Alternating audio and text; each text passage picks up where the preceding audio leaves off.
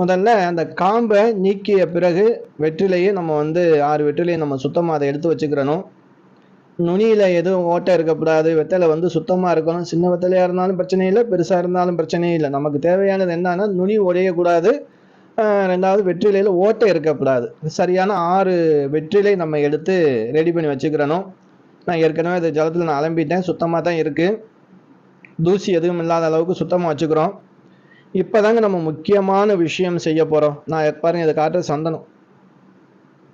இந்த சந்தனத்தை நல்லா குழப்பி வச்சுக்கிறோங்க.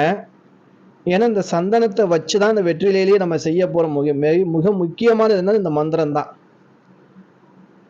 நல்லா கையில் குலையிற மாதிரி எடுத்துக்கிட்டு நான் எழுத போகிறேன். என்ன எழுத போகிறோம் அப்படின்னா, சரவண பவ அப்படிங்கிற எழுத்தை ஒவ்வொரு வெற்றிலையிலையும் ஒவ்வொரு எழுத்து. இப்போ நான் எழுதி வைக்கிறேன் இல்லையா, இது சா.